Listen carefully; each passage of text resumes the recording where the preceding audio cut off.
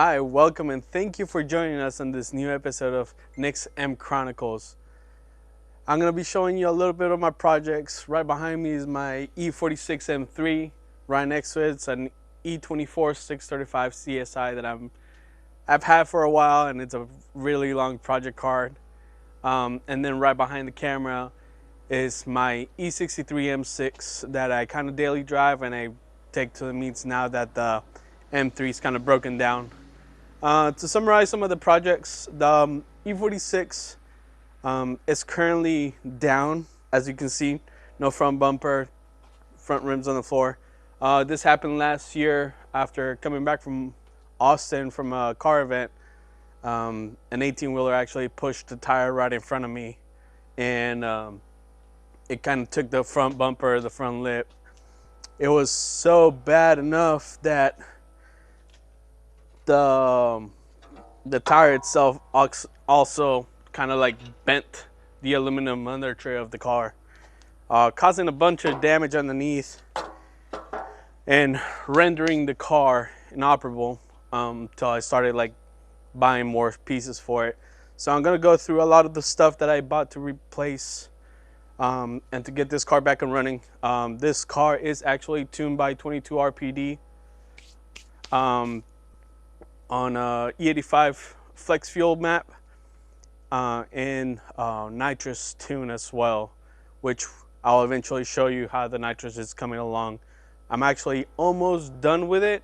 I'm just missing a couple of the pieces to finish up the purge side, and then pretty much taking it back to the dyno test to fully further the tune on it, just to get it 100% going with the nitrous setup as well. So here are some of the parts that I got from Get BMW Parts.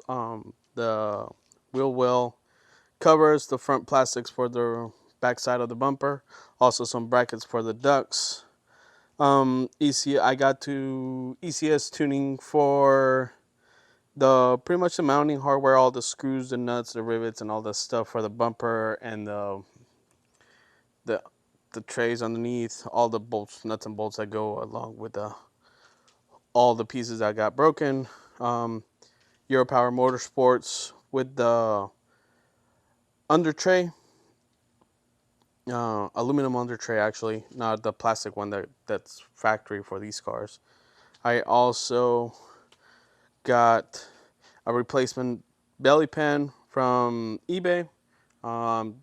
I don't think it was feasible enough to buy a new belly pan from BMW, as they are around $400 or $500 for just the belly pan, and a used one pretty much does the same thing as long as it's not bent or crooked, which this one looks in pretty good, decent shape.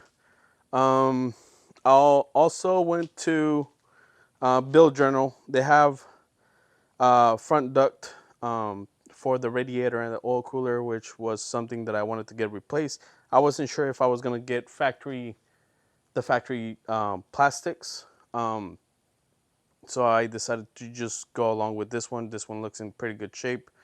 It looks pretty streety. I do need to put a mesh in front of the front bumper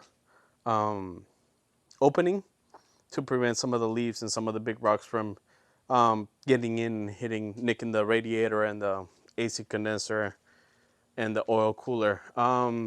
This car, from the damage, I did damage the radiator, oil cooler, and AC condenser, and that was all replaced with used parts from eBay. I know it's not ideal, but at the moment I was on limited funds for car parts, so it was something that I pulled the trigger because it was super cheap and I needed something to get the car running immediately so I can move the car in and start doing all the work. I also got ECS for the front bumper, and I also got an aftermarket front lip that's gonna go with the new OEM bumper. Other than that, that's it for now. I wanted to show y'all, this is what was behind the camera. my E63 M6. It's currently sitting on H&R Springs, lowering springs, I'm sorry. Still factory suspension with EDC.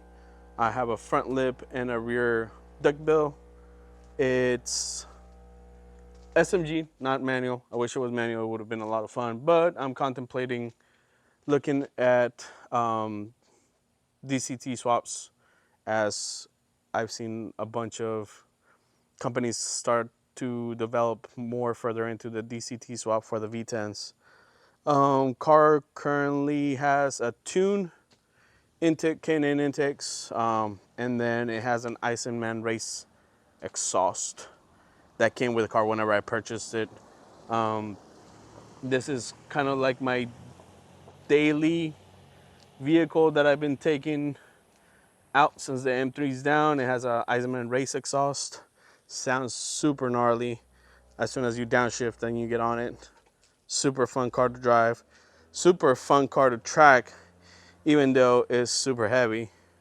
But eventually I'll have the M3, the E24 right there. That's actually been a project car for a while. I've been buying little parts here and there, but I haven't really had the budget to like go in depth in fixing the car. The car was running and driving whenever I bought it in San Antonio a couple years back. Well, a couple years, more like 10 years ago. And the car made it down here to Houston on 5 cylinders out of the 6. I ended up pulling apart the engine and looking into, excuse the mess, I have kids and I haven't had a chance to. Here's my friends drawing on my car. So it does have a Forge motor by Scroggins Machine Shop. Were the ones that helped me out. And so it has low compression pistons, rods, balance. The main rotating assembly is all balanced, and I have a 5-speed from a 745 that's already attached to the motor. All I'm missing is pretty much a new turbo and hot and cold sides, and then from there go to ECU and wiring harness. Hopefully in the next year I can start putting some money in it and working on it. This is, again, my E63 M6.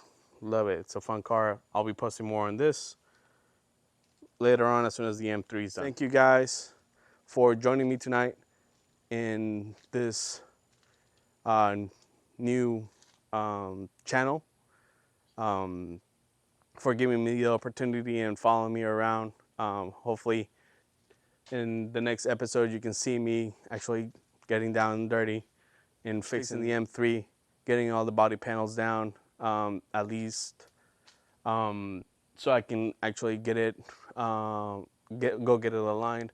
Car will be repainted as a whole, since it's silver gray metallic, and right now it's wrapped in a blue Tanzanite blue wrap.